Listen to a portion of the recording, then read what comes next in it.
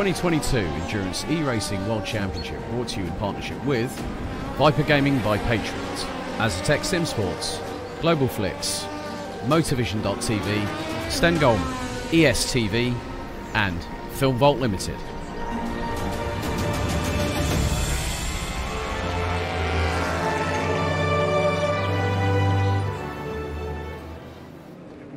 Racing for Green is here to help you carbon neutralize your racing. By planting new trees, Racing for Green offers to make your racing carbon neutral. We already have the calculations, contacts, infrastructure, deals and solutions ready for you to easily buy carbon neutral laps on any racetrack. It doesn't matter if you are a racing fan, team owner, driver, sponsor or partner. Anyone can buy CO2 neutral laps in the Racing for Green webshop and trade CO2 emissions for New Forest. Racing for Green.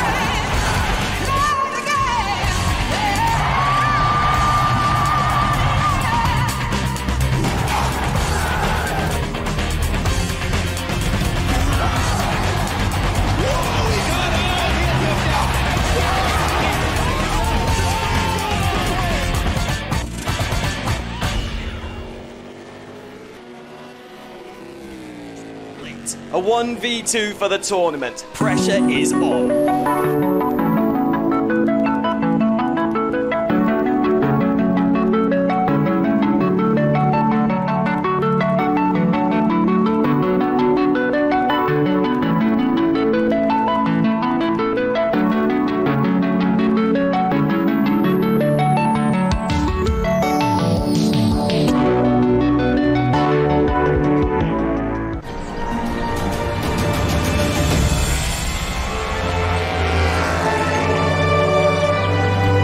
Welcome back to GTR 24H for continuing coverage of the opening round of the 2022 EEWC season, the 12 Hours of Matsusaka.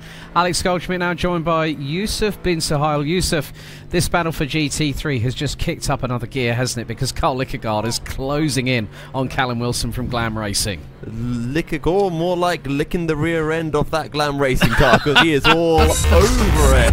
I think he wants to get up close and personal. Maybe he wants to add a bit of purple colour to the front end of his 777 car. I'm sure that will, well, as long as Callum Wilson does not end up off track, I'm sure that Maria Rinhack will be very, very happy about that one. But Lickergaard has been doing. I think what we're going to do, we're going to give you a rundown.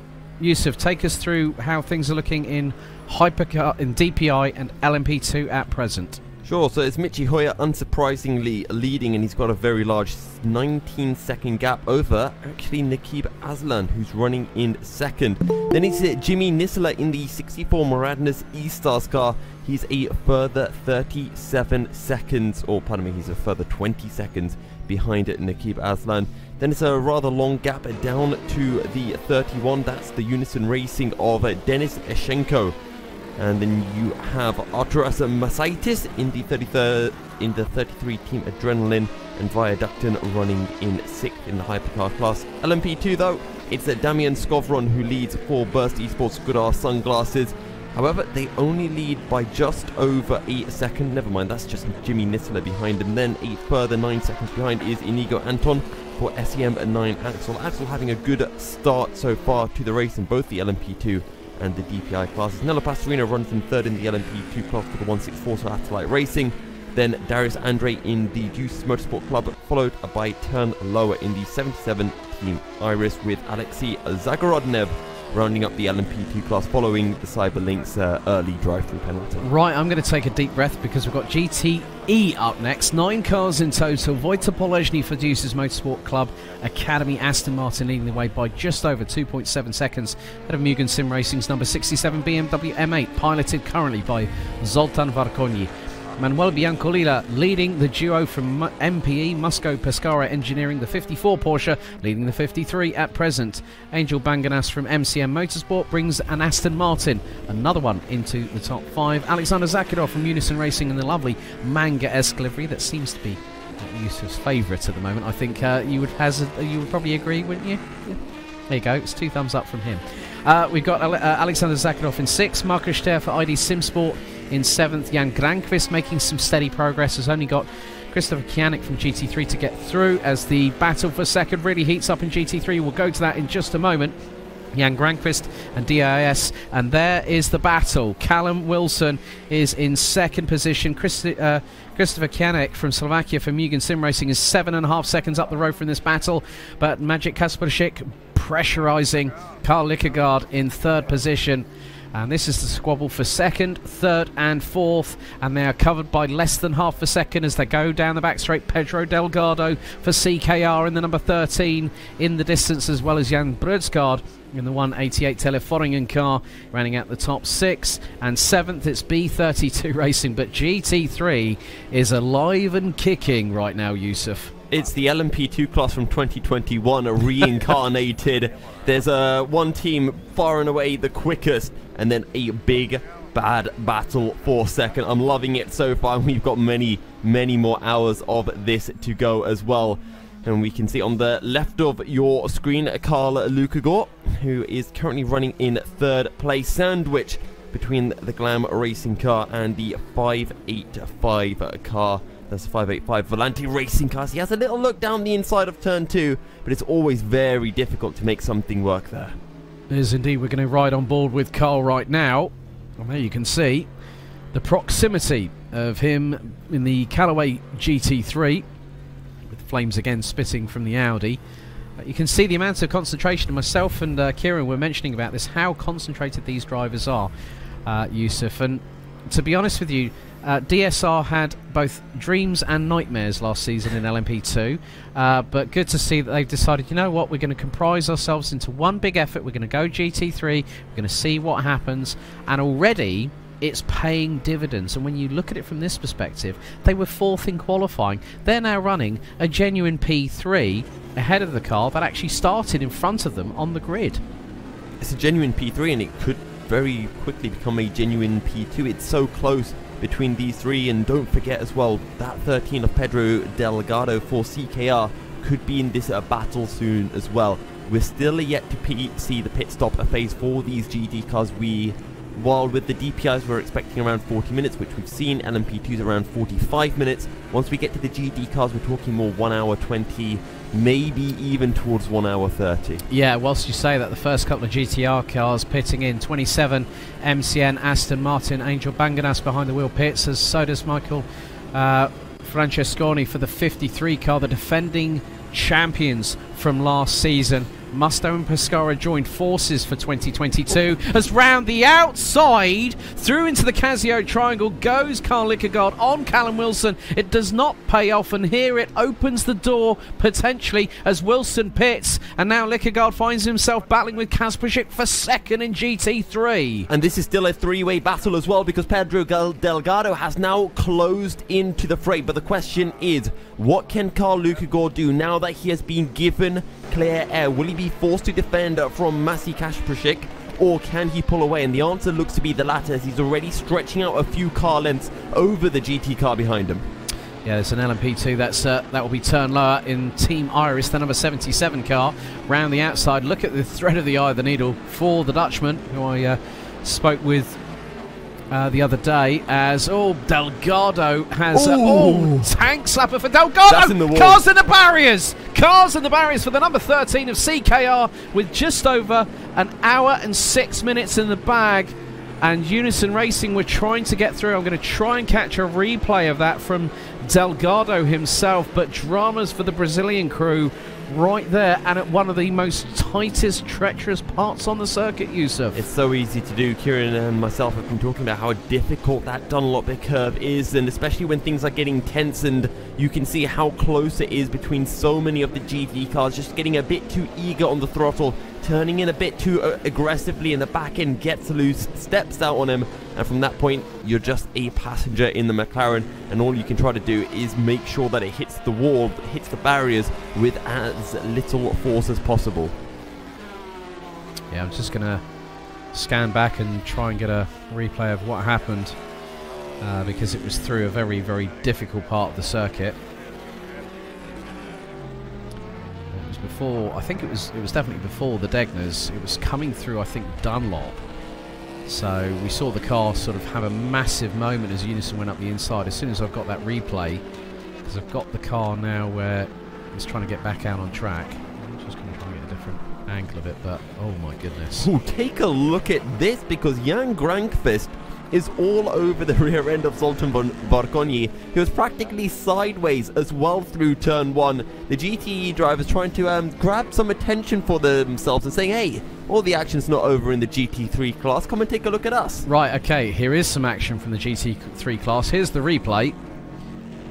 So now playing it as we speak. And I've just gone slow-mo. Front end. Bang. That's the first impact. Spins around. You can see the trajectory where this is going. Both front and rear ends of the car actually hit the same barrier. Bang, there's the second impact. Trying to keep it symmetrical, I see. Yes. And then adrenaline goes to the inside, and then one of the MPE cars goes flying around the outside, but that's going to be significant. Manuel Biancolila for MPE now pits from the lead in GT3, but to be honest with you, that was very, very close indeed. And to be honest with you, as I said to Kieran, that's within the first hour and a half of the race. They can come back from that. Now, I'm just checking Callum Wilson, 22.086 in the final sector. Carl Lukagor, 22.030. Carl Lukagor, first sector, 46.157. So let's see what Callum Wilson does in his first sector, because this is critical in seeing where Carl Lukagor will come out once he pits relative to the Glam Racing car. We now see Jan Granqvist for Satellite Racing, the 264 crew. 2 cars for the team this year. They've got the 264 in GTE. They didn't have a good didn't set a lap time on both day and nighttime qualifying sessions. They're doing what one of my friends, Henry Baudet, a fellow karting commentator, would say a top gear from the rear, and he's up into what is now 5th position, I believe. Actually make that 3rd position according to the timing that we've got in GTE, but drivers are pitting. Alexander Zakirov in the 717 is in the pits. Christopher Kianek, the leader in GT3, is now in the pit lane as well. So Carl Lukagard is leading the GT3 class. I wonder if he's counting his lucky stars, Yusuf, because an hour and 10 minutes into the race and DSR are leading GT3 and they were 4th in qualification. Well, let's not get ahead of ourselves, because Carl does still need to pit. We've seen both, as you mentioned, Christopher Kianek having pitted, same for Callum Wilson. Callum Wilson in the first sector, 45.5, brand spanking new fresh tyres on the Glam Racing Mobile, on the Audi R8. And right now, he is making those tyres work. He is lapping quicker than Carl in all of the sectors, so expect Carl to fall behind once he does make a stop.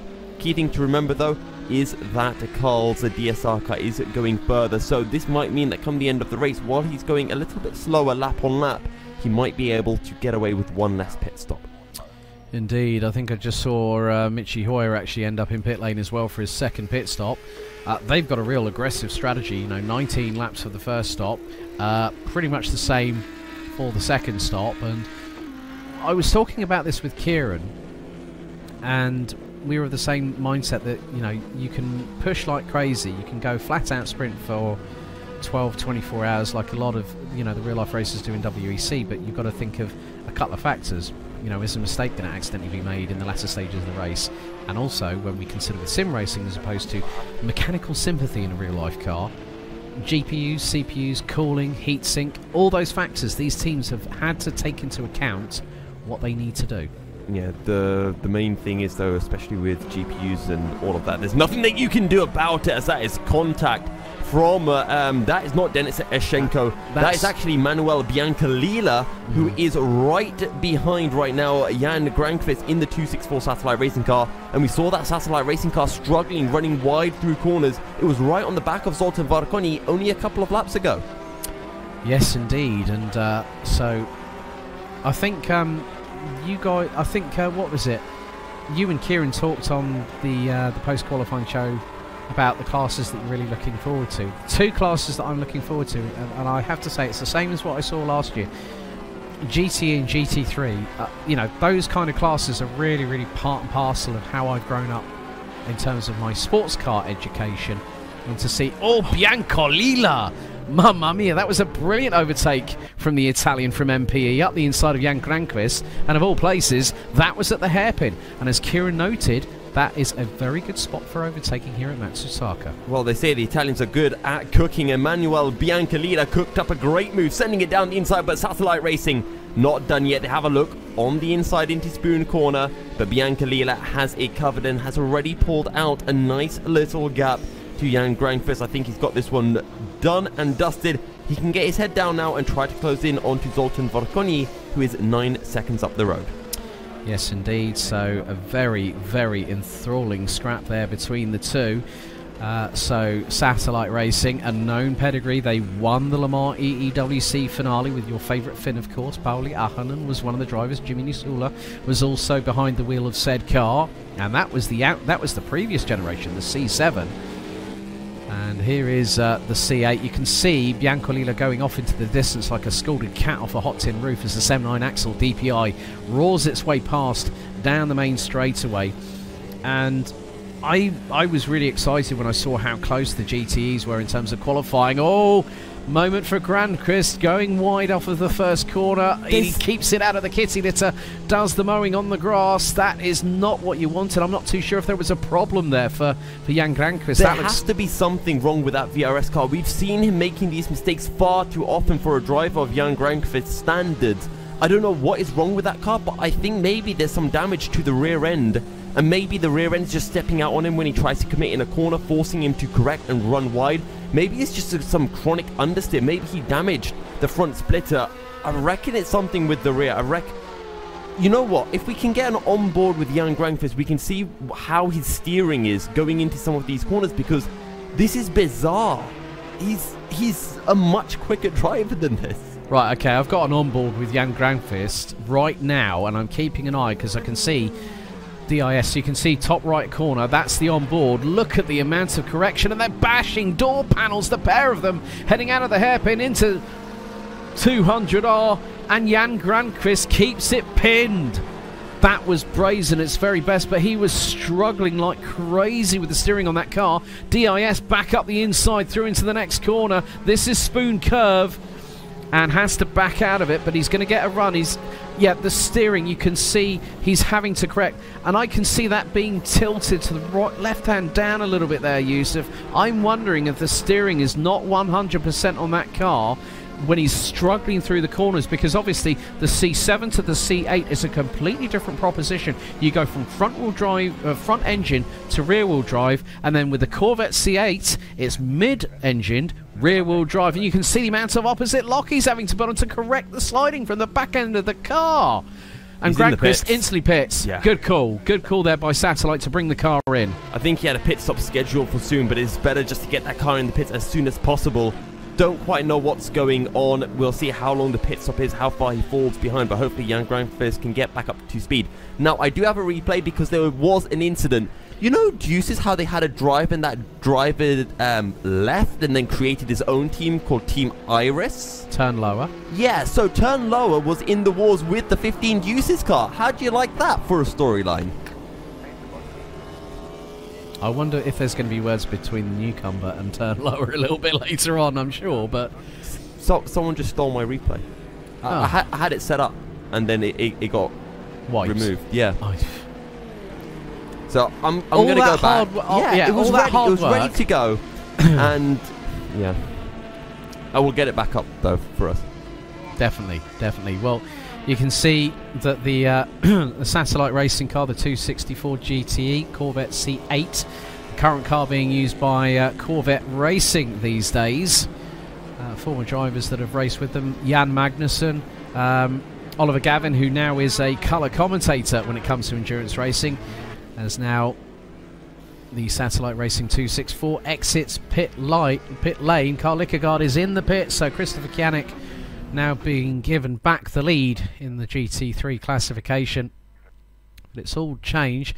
Arturas Mazaitis has pitted. There's Mitchie. Well, hang on, that is in the 18 car. Jone Simoncic is now behind the wheel. We know this man very, very well indeed, as he was one of the drivers that literally put the beats per minute up through my heart, through my rib cage when he did qualifying under the nighttime sky at the Nürburgring Nordschleife last year, and he went faster on both the last 2 laps he set in qualifying.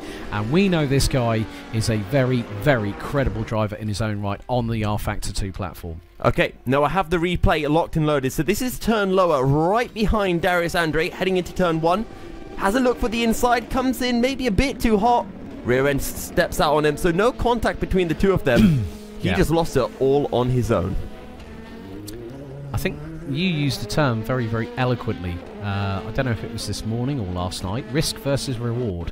Yeah. And yeah, it just goes to show that sometimes, you know, you're trying to get past the car in front. Kieran said, yeah, you always want to try and get past that car in front, and it's never easy when you're pushing that like that. You outbrake yourself, the back end steps out, you turn it in, you've got no hope in hell in catching it.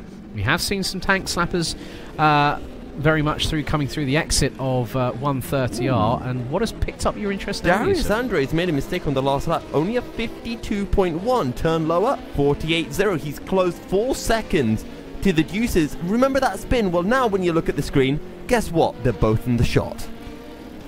Oh, ding ding, seconds out, round 2, Yusuf, I think. But the track temperature, 26 degrees Celsius, air temperature, 17 degrees Celsius. Still looking a little bit cloudy overhead. We'll try and see if we can get a look at the weather radar as turn lower absolutely flings it like crazy. Nearly an Ion has a tank slapper through Degner 1, gets it nice and pinned for Degner 2, and is closing in on Darius Andre. But at the moment, Damien Skovron doing a really good job. Turn lower right in the wheel tracks. Now this is a bit of pressurization, isn't it? A bit of blink and you'll miss it kind of move coming up right here, because they're heading down through in towards Spoon Curve. It's hard on the brakes. Turn lower, looks to the inside, goes wide, runs a little bit adrift. That's lost his momentum right there, but he can gather that back coming through the second half of Spoon Curve. But now he's got to do all that hard work that's just been undone all over again. My question for you: Deuces versus Iris, Deuces versus the new Deuces, if you'd like. Will there be drama? Yes or no? That's a no-brainer, of course. I love it. The thing is that I said at the beginning, at the top of the show when we did the pre-race broadcast, you know, the build-up. Yeah. I always thought that with Deuces, I mean, Nick was very, very adamant when he spoke to me in the official press conference, saying, "I'm not really going to talk about what's happened behind the scenes. That's between them." So there is an underlying story that we don't know about, as turn lower again has closed up to Darius Andre. Now this is for the battle in what is now 4th in LMP2. Deuces had that dramas earlier on the very first couple of laps, so they know that they've got some work to do. But maybe I'm wondering if turn lower is going to wait, or is he going to bite the bullet, pull the pin on the grenade, throw it in the direction of the 15 and go, right, I'm going past you and I'm going to go pulling away into the distance. It can happen. Yeah, absolutely. Right now, though, for turn lower, he needs to try to bide his time. He needs to try to work out where that Deuce's car is slow and where Zoltan Varkonyi can find a way through. Oh, pardon me, not Zoltan Varkonyi. But where he can find a way through, he gets close through the hairpin as they make their way through 200R. Now they have the 717 Unison Racing car just up ahead maybe this could provide an opportunity for Iris to find a way through. Yeah, it's all a case of just waiting and see, biding time, seeing what happens as Jone Simoncic running in the Burst Esports Simplexity. So he takes over after a double stint from Michi Hoyer, who did that incredible qualifying lap. I think I thought Jone Simoncic would do, Simoncic would have an opportunity to put in a blinder. You very much categorically said they're not going to do a 142 in the night, but Michi's lap was incredible to actually see it from his perspective, as the 18 is having its point of view broadcast, actually streamed live on Michi Hoyer's official YouTube channel, and he reached out to us. We gave him the opportunity to do that, so he will be connected to the server all the way through the race. There is Jone himself, also a very, very credible driver. Look, Simoncic with the 1,000-yard stare at the screen. Yeah, right he's not laughing now. Before in qualifying, he was having a few laughs, joking around. We were trying to guess what had got him to have those laughs. Yeah. We have had a pit stop in, so turn lower for that 77 Team Iris has said he's not going to try to find a way through on Deuce's on circuit. He's going to pit and do it the old-fashioned way, through strategy. Maybe doing the overcut or the undercut, depending on what happens with Deuce's Motorsport as they start to resurge themselves through the field. They've already been doing that quite a lot as things stand, but we head to, this is the 164 car. This is the satellite racing car that has got Nello Pastorino behind the wheel, and Nello keeping it nice and neat and tidy, apart from when we saw him do the effervescent Knight Rider ski mode through the Casio Triangle in official free practice, which was quite interesting because he literally walloped the curve. The car went up onto two wheels into the air, and we saw the slipstreamed aerodynamic undercarriage of one Eureka 07. But you can see both satellite cars. So there's the 264 from GTE on your right hand side, and Jan Granqvist going out for another stint behind the wheel as Pastorino threads his way through 130R at a great rate of knots. Michael Francesconi in the 53 Musco Pescara EDG car, also closing in onto the 45 DIS Sim Racing Lab. Last time round, 1 second quicker, the pair of them coming across the line now, so we'll see what the delta is in their lap times. Francesconi taking a further 3/10. The gap between the pair, 1.2 seconds. Okay, so we're fast approaching nearly 90 minutes. Well, in about 7 minutes time we're going to have 90 minutes of this race completed. The first round of the EEWC here at GTR 24H, the 12 Hours of Matsusaka, as we still see picture in picture with Pastorino and Granqvist. As was that Viaduct? And no, that was Maradnis E-Stars. Oh, who've just had a bit of a moment I've just seen. Well, that's one for the books. Maradnis E-Stars. I was expecting a really big, guns blazing, gung-ho battle between Maradnis E-Stars and Burst Esports Simplexity. At the moment, that hasn't materialised. I'm wondering, are Maradnis E-Stars struggling with Burst really putting them on the boot on the other foot, Yusuf? That's the biggest question I need to ask right now. I'm going to go out there and say it. I'm always the one who likes to toe the line with these fun and sweeping statements. I think the likes of Henry Sinek, James Zuber, Jimmy Nisler, they got complacent last year. I think they were in satellite racing. They had a very easy season with not a lot of competition. And we saw, let's be real, we saw a lot of mistakes from them last year. We saw Casper Henningsen going over the wall, having that huge incident in Indianapolis. And that's just one of those cases. Now I think here with Burst Esports joining, I think they were a little bit more ready. And I think Maradnis might need 1 or 2 races just to get things going again. I might be wrong. I hope I'm wrong, and I hope that they can pick things up in this race. And also the fact is, we've got a track that's going to be close to your heart because of your Italian descent. We're at Autodromo Nazionale di Monza next month for the 12 Hours of Monza itself. That could be a track where drivers will have an opportunity to push at over 70% full throttle. But here, it's more about precision, keeping the racing line, making no unnecessary mistakes or unnotable mistakes. Oh, Pastorino's just had a mistake himself, going through in towards the S's. But we're now with the guys at DIS SR Lab. Good to... I'm going to jump across you because we might be getting a move soon. Ace Tech right on the rear end of Glam Racing, and they've sent it down the inside into the hairpin. What a fantastic move. Coming in up into second place as well. Well, well, well. It's Ingolstadt versus Ingolstadt.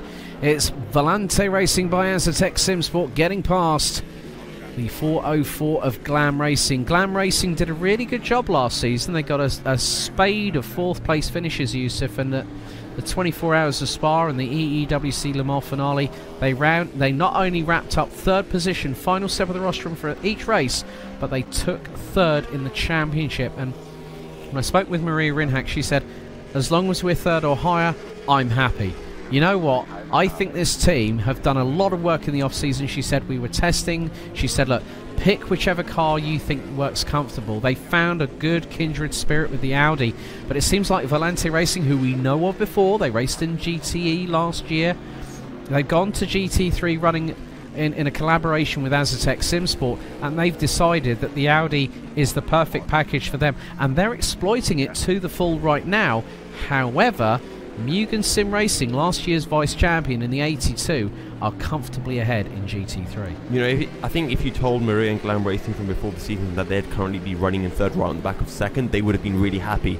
But once you're actually in the race, once you know how close you are to 2nd, this is the bit where now they'll be wishing that they had that 2nd spot. If we could actually get a picture-in-picture up, because Michael Francesconi is right on the rear end of DIS, and we've got this battle for GT3 happening too, that would be absolutely wonderful, because there's action happening all over the circuit. Yeah, DIS down the straightaway. You can see advantage from what I'm seeing at the moment going through into 1st corner, and also the roof cam on your right-hand side from DIS. As this is going to get rather interesting. Hold on to your hats, folks. You might find your fingernails a bit into the quick by the end of this. There's actually contact in the GT3, because it's Karl Lukagor who's gone for the exact same move that Masi Kasprich went for, but this time Glam Racing were aware of it. Callum Wilson slammed the door shut, and there was contact between the pair of them. Right, okay, so I'm just keeping an eye now on the 717. That is Unison Racing, and they've got Alexander Sakidov behind the wheel of that car. But yeah, a risk versus reward situation again, and that just goes to show. I'm gonna try and get a replay of what happened exactly from a different vantage angle between Lykkegaard and also from Callum Wilson. I'm going to try and get an onboard. Well, try and get an onboard. So bear with me on that second. You try to get an onboard. We can continue focusing on this battle as DSR try to close in onto Glam Racing once again. And I do wonder, if you're Karl Lukagor, what are you thinking about right now? Are you thinking about going for the same move into the hairpin? Do you look to go for a move somewhere else? Maybe even send a dummy into the hairpin, then look for the outside, try to get the switchback, try to get onto the power earlier. The GTE battle still going on. Francesconi half a second behind DIS, but I have a feeling that we're going to be seeing a move in this GT3 class first. Alex, do you have that replay ready for us? Teed up and ready. When I get the thumbs up, here we go. Right, on board with Karl Lykkegaard. Heading into the right-hander here at turn 10. The first impact was not at the hairpin. It happens here. The car moves forward, left rear contact to right front. And that's how close it gets here. So Karl Lykkegaard from DSR was very, very lucky. I'm sure that Glam Racing will be spitting purple feathers right about now after that. You know, it was a slight assist going through, and then you get the Sem 9 Axel DPI car getting through there as well. But that just goes to show how close it can get in this kind of combat situation, doesn't it? Absolutely. And if you're watching and thinking, oh, why didn't he just back out of that? Once you go for a move, once you have in your head, right, I'm going for this move, you're fully committed, and it's so hard to be able to pull out of a move at that stage. And that's the situation Karl Lykkegaard was in. He thought that the door would stay open. It didn't. Maybe if we went to race control, they'd throw him a penalty, but right now it's rubbing is racing. Michael Francesconi 6/10 behind DIS, still last time round, only a 10th quicker. But you can see that Karl Lykkegaard is quicker than this Glam Racing car. And don't forget, the Glam Racing car out of your GT3 top 4, top 5, they were the first team to pit as well. So probably got a little bit less fuel in that car, but they are going through the fuel quicker as Karl Lykkegaard almost going for a bit of an Ayrton Senna style move. And a most appropriate place, of course, the Casio Triangle, where Ayrton Senna de Silva and Alain Prost unfortunately came to blows, and the former was disqualified for using the runoff area. Right, ladies and gentlemen, we're halfway, just after the halfway mark here on this hour. We're going to go to a commercial break. Back in a few moments.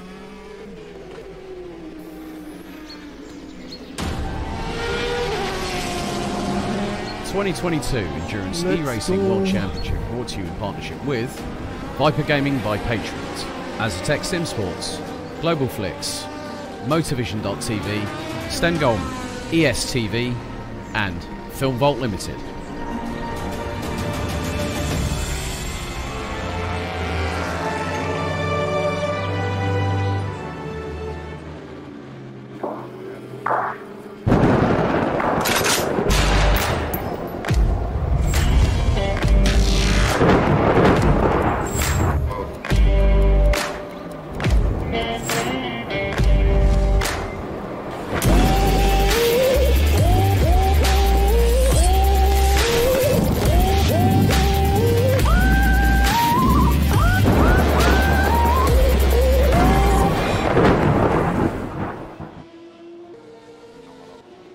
Racing for Green is here to help you carbon neutralize your racing. By planting new trees, Racing for Green offers to make your racing carbon neutral. We already have the calculations, contacts, infrastructure, deals and solutions ready for you to easily buy carbon neutral laps on any racetrack. It doesn't matter if you are a racing fan, team owner, driver, sponsor or partner. Anyone can buy CO2 neutral laps in the Racing for Green webshop and trade CO2 emissions for new forest. Racing for Green. A 1v2 for the tournament. Pressure is on.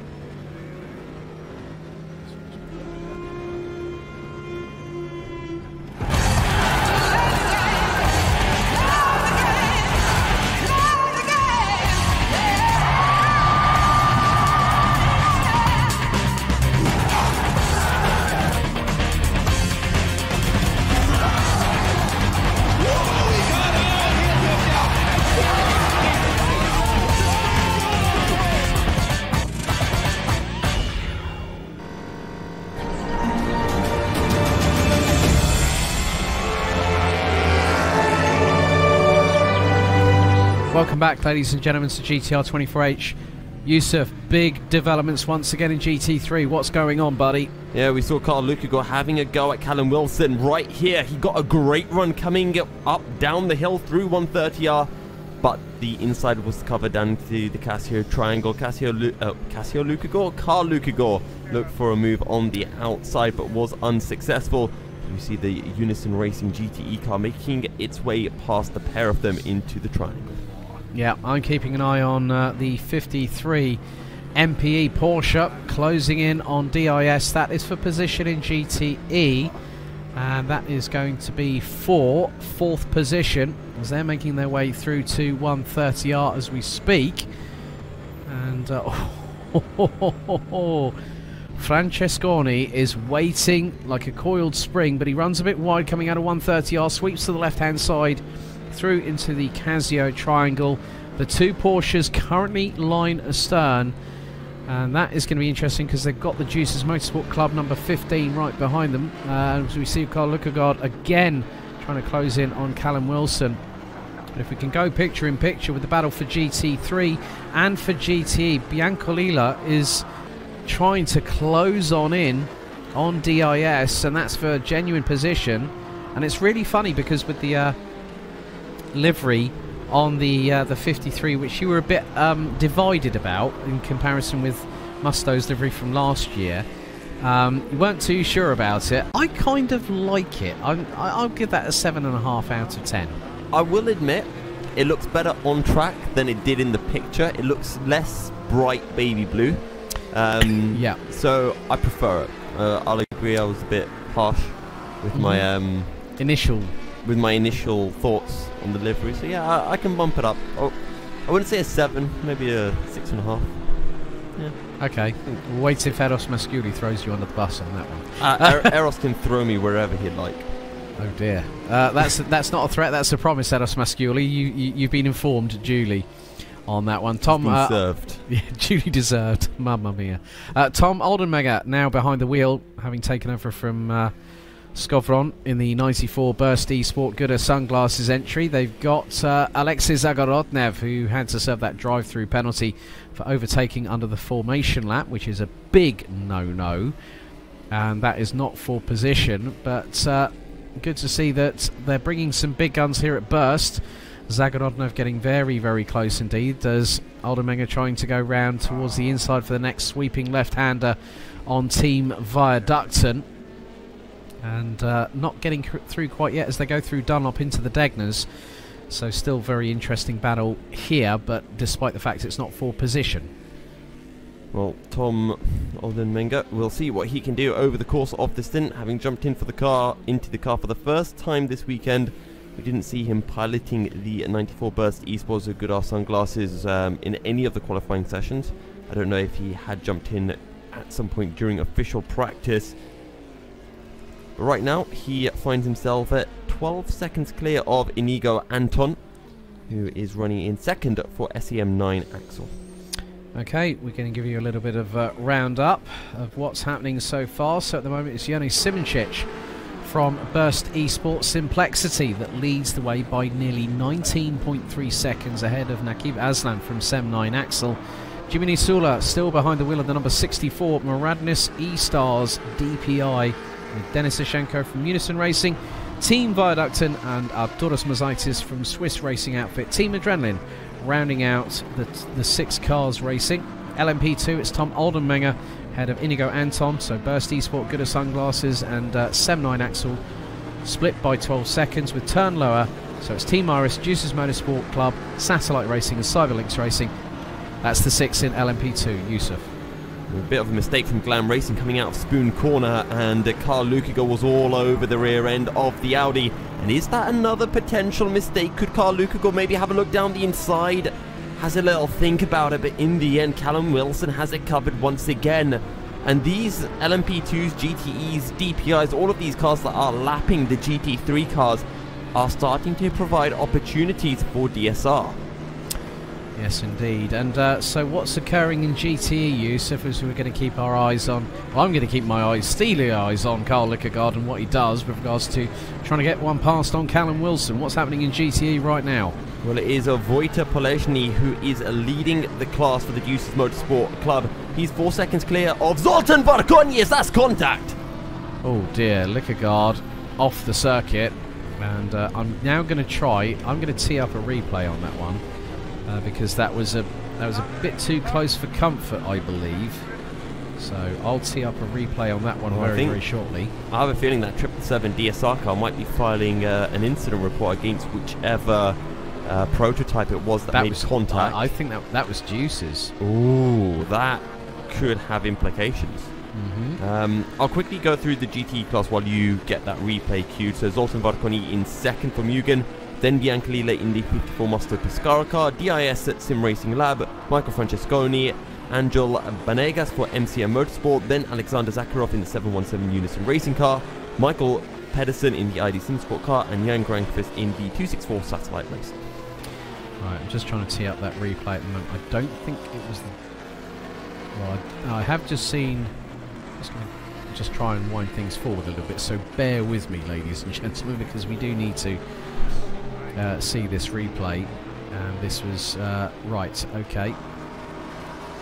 Carl Lukiger still in the same shot as Glam Racing. He's lost about 5 seconds, I'd say. Just going to double check on timings as Alex has that replay ready for us. Okay, we're going to go slow-mo on this one when we're ready. Okay, so you can see here, you've got Callum Wilson in front, Carl Lukiger, then you've got the number 15 Juice's car. That's still got Darius Andre behind the wheel, so I'm just going to speed it up ever so slightly. I'm going to just try and keep it. So you see that Juice's moves towards the outside through into the next corner. I'll change the camera angle a little bit here, so you're going to see it from different angles as I sweep through. So Juice's pulled to the outside for the next left-hander. And Likegaard is trying to keep on the racing line. The Corvette, the Callaway GT3 turns in, and look at the steering angle from Juice's. Bang, that's where the contact happens. I think that might be a little penalty going the way of Juice's there for that one. Just turning across the GT3 car. I think the Juice's driver thought that he had cleared. Just double checking who that was at the wheel of the LMP2 car. It is Darius Andre. So I think he just thought he had cleared him. And unfortunately, Carl Likegaard ends up going rally crossing as a direct result. But he's back underway. And just goes to show, I think that car, I'm wondering if that might have a little bit of damage that might be compromising its racing pedigree at the moment. As you can see that there's one of the MPE cars. Oh, that's the 54. Manuel Biancolila, who did that send and a half earlier on DIS Sim Racing Lab. Putting it to the outside, nicely, neatly cutting in front of Likegaard. Likegaard just lifting off the throttle ever so slightly, just to make sure that he does not have an incident like he just suffered a few corners ago. I'm honestly actually quite surprised by how much quicker the GTE cars seem versus the GT3 cars, because in terms of lap time, we're talking about 2-3 seconds between them, but it feels a lot longer just by looking at it right now, just how far the Master Pescara car has pulled from the DSR car just down one straight. Well, a big thank you to our CEO, John Fabricius. Charlie Lechner is behind the wheel of the Viaductin car. Want to know how old he is? I'm going to hazard a guess and say 11. Spot on the nose, one of the youngest competitors, if not the youngest competitor. And I've just been informed that they're trying to fix their webcam so we can actually see Charlie at work behind the wheel. And that just goes to show how inclusive in terms of the sim racing community, so many different ages competing in a championship like this. Yeah, and I mean, I don't need to tell you, I mean, you've worked so much in the entire karting sphere. You see the young juniors coming up from Bambino karts from the age of 6, 7, working their way up, and this provides an opportunity of seeing exactly what they're capable of doing against some of the older, more experienced guys, and it's always fantastic to see them having that opportunity. I've actually got Viaductin on my screen at the moment. There they are, coming through into the Casio triangle. Running 5th in DPI at the moment, but still, you know, some nice lines taken there from Team Viaductin. And it's nice to see a refreshing livery, isn't it, from the body in white with the big red fin from last year. You and John are really trying to boost up your livery designing skills. No, the thing was, I had John actually asked me. Livery, to be fair. Yeah, it was John's idea. He said, "I'm going to sort them out a livery," and we saw the flip side of it, where it was black on red. Didn't quite go, and I thought, well, red, maybe some nice text at the top, and you know what? Credit where credit is due, and it's always nice to help out others in the sim racing community too. It's a simple design, and it's done well. Like, I mean, it's way better than the 2021 livery, which was white with an orange fin with Viaductin written on it. Yeah, exactly. So I like it. It's a good livery. It's something different, isn't it? But exactly. I mean, ooh, Carsicus. Yeah, some degree. Well, the thing is, they're still learning. They're still learning. That's the biggest thing here, and they're here to enjoy the experience and to have young drivers like you say. I've seen kids as young as 4 compete in Bambino karting, and actually being able to compete in a championship where they're given that opportunity. Oh, and DIS have just pitted, and DIS were right in front of Michael Francesconi, so about half a second separating the pair of them. So we should keep an eye on that when Michael Francesconi does pit, see where he feeds out relative to DIS, as we're going on board with Viaductin. Well, we were, but we ended up going through to Tom Aldermenger, and I've just seen that Viaductin have just gone through 130R, 260 kilometers an hour in 7th gear. Ooh, very nice. So, but there is one thing that I have noticed which is... right, okay. Oh, here we go. You said about a penalty for Juices. Here it comes. 10-second stop-go penalty for Juices Motorsport for not leaving enough space and causing an avoidable collision through the S's.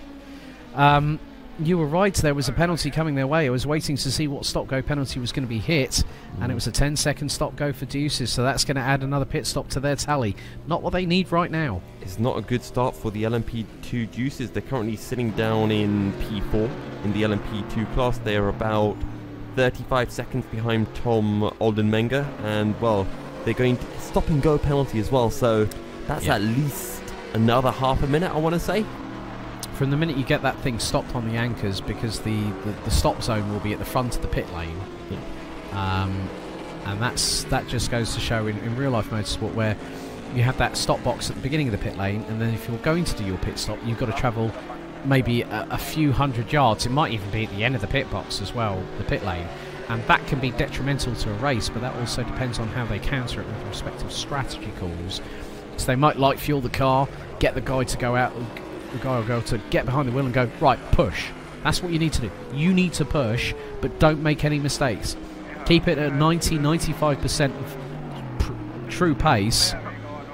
Don't overcommit. If you're not 110% sure of a move that you can do to get past back marker traffic, you are going to cause a problem. Because if you're not fully committed, I know the old ages from Ayrton Senna, if you don't go for a gap, you're not a racing driver. But if you... I'm going to jump in with that one because he said that ironically. Yes. And people keep on bringing it up as like it's as a serious thing when it's not. No, exactly. It's more a case of, if you're not 110% committed, don't chance it. Yeah, absolutely. There are going to be times with the risk versus reward situation, as we're riding on board with Michael Francesconi at the moment in the 53 car, the defending champions for GTE. They're going for a third title. And when you look at the alliance they've made, I have to say that's a very, very shrewd decision, because one of the drivers on their list is 22-year-old Italian Riccardo Pera, vice champion 2019 European Le Mans Series GTE AM champion. He's running with GK Racing in GTE AM. He's a silver driver, and he's running in this car. That speaks volumes of who MPE have decided to get on board for 2022. And I saw some of the laps.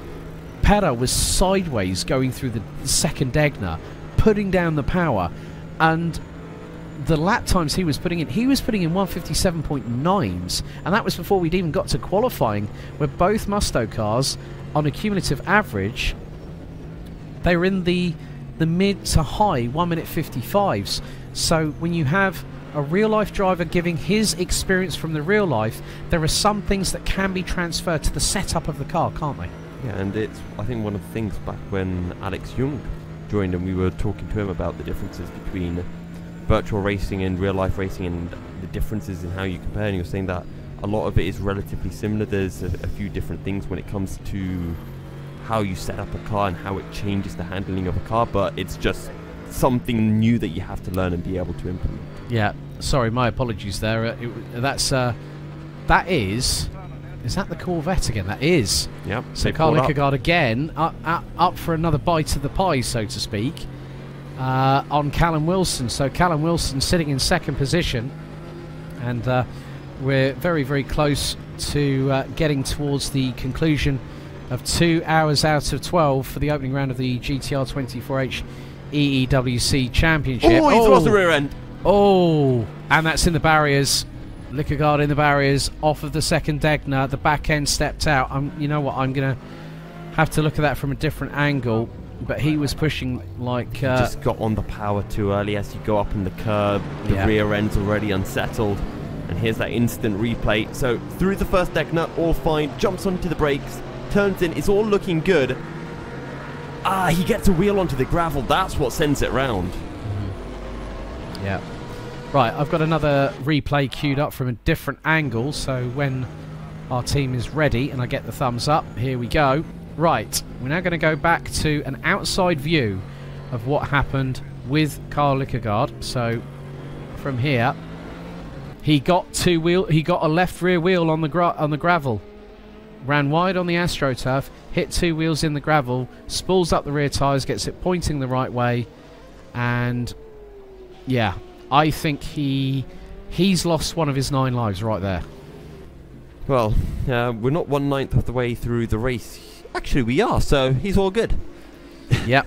If he stays on that trend. We've got a yellow in Sector 2. I just noticed ever so briefly. It's your favourite car livery, I'm afraid. No. 717 Unison Racing.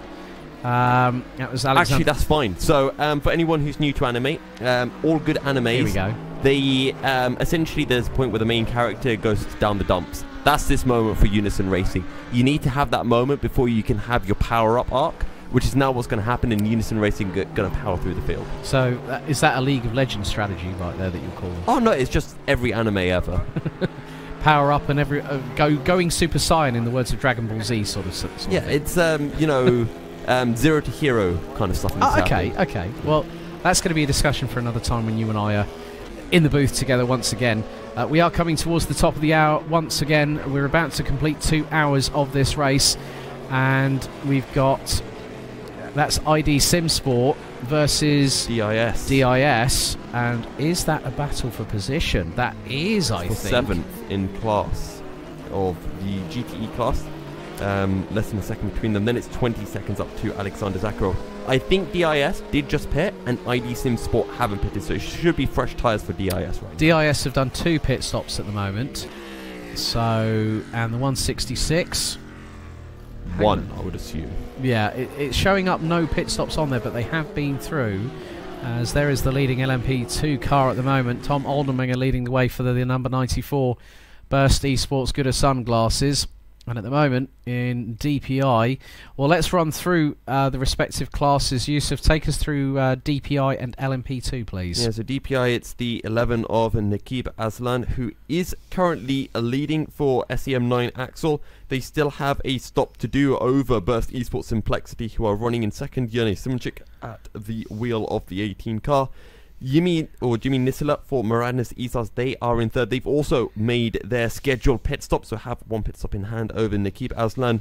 In fourth is Denis Eshenko for the 17 Unison Racing car. Then Viaductin running in fifth, ahead of Team Adrenaline. I do think Viaductin have to make a stop, and currently Team Adrenaline are just under a lap behind them.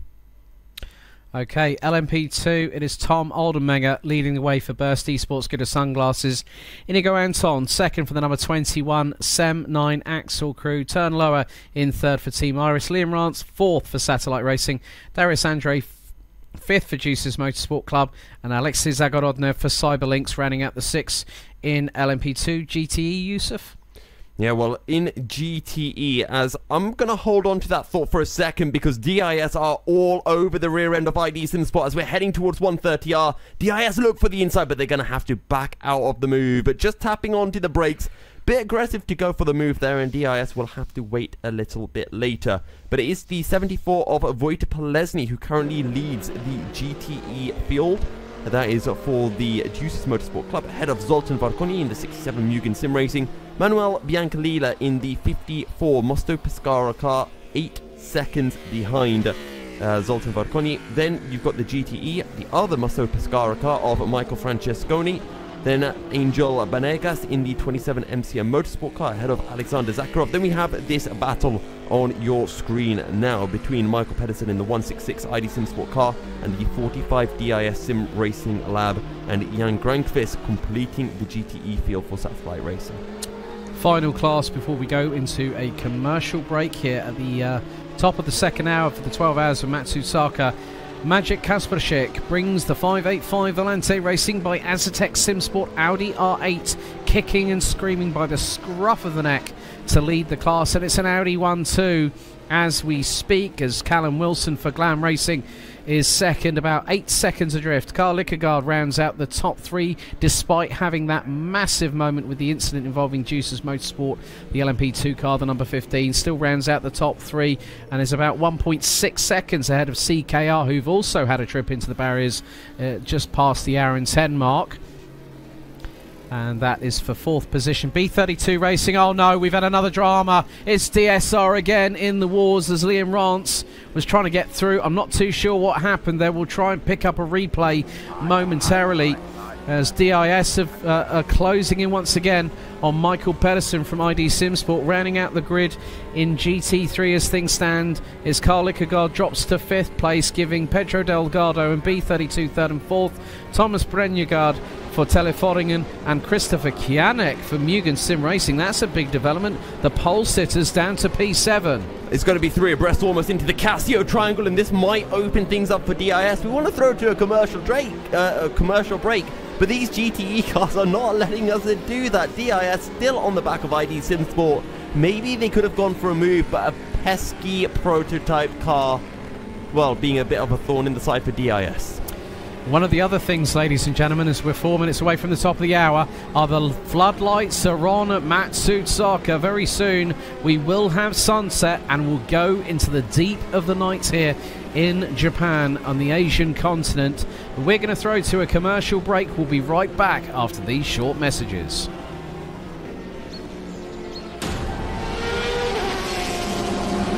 The 2022 Endurance E-Racing World Championship brought to you in partnership with Viper Gaming by Patriot, Aztec Sim Sports, Global Flix, Motorvision.tv, Stengol, ESTV, and Film Vault Limited.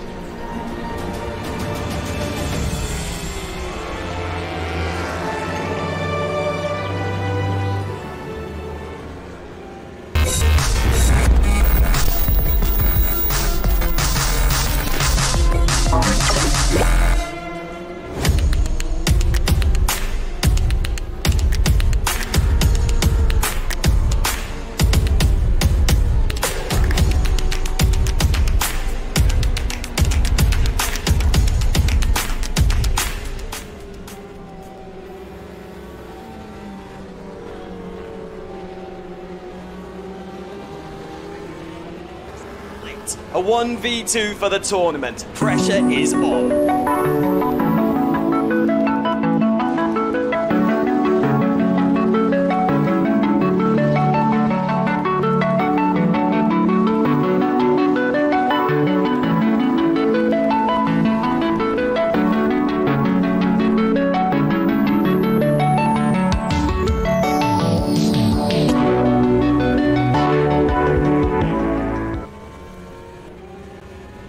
Racing for Green is here to help you carbon neutralize your racing. By planting new trees, Racing for Green offers to make your racing carbon neutral. We already have the calculations, contacts, infrastructure, deals and solutions ready for you to easily buy carbon neutral laps on any racetrack. It doesn't matter if you are a racing fan, team owner, driver, sponsor or partner. Anyone can buy CO2 neutral laps in the Racing for Green webshop and trade CO2 emissions for New Forest. Racing for Green.